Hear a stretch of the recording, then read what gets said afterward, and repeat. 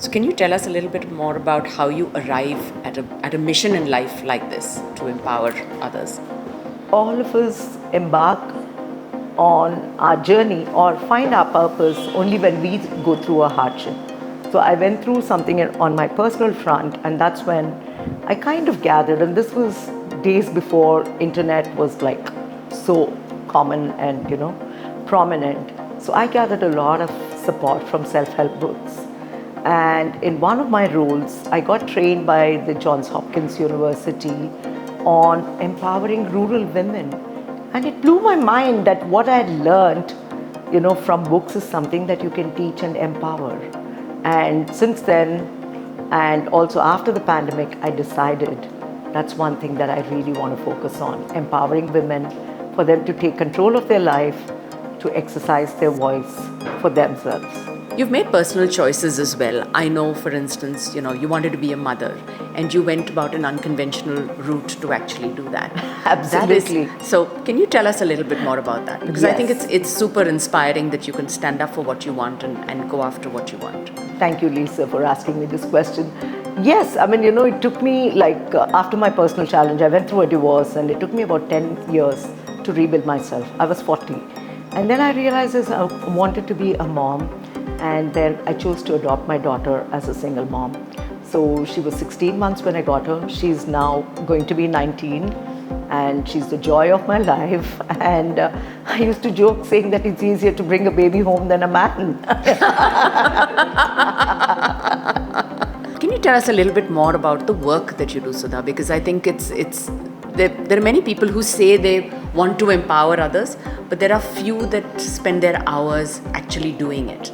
So can you tell us, maybe even talk about one of the high points of this journey of empowering others, where you succeeded in doing something and felt good about it? Perhaps that could be Lisa, I wear two hats. Okay. One is on sustainability.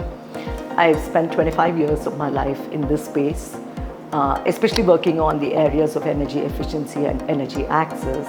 To walk the talk, I refitted and renovated my 50-year-old home, which is now 52 years, to be energy efficient and sustainable. Okay, so that's something that I'm doing. The second hat that I wear is about women empowerment. I realized that when I gave up control of my life, at that point is when I ended up in a marriage, and that ended into a disaster and everything like that. After that, I've realized that I want to empower women to take control of their lives.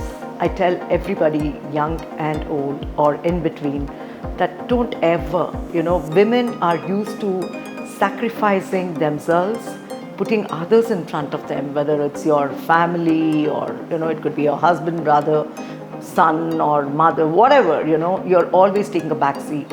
But choose to treat your life as you're sitting on an aircraft, you put your seatbelt first and then take care of everybody else. So that's why I believe in women empowerment, that they need to take control of their lives, do what they want for themselves, and then they have much more ability to take care of all the others. What has been probably your single biggest high point in this journey? It's about empowering women who are professionally very successful, right? But they still have this niggling doubt, I'm not good enough. Outwardly, nobody would ever suspect that they would be going through a personal challenge. But when they realize that they're perfect as they are and they've done all that they can and they take control of their lives, the transformation is incredible to see that pure joy being reflected on their faces. The inner freedom and the outer freedom that they experience is just brilliant. And choice is always in front of us. Yeah. Put yourself first. Be your voice for yourself. My choice, my voice, Aukera.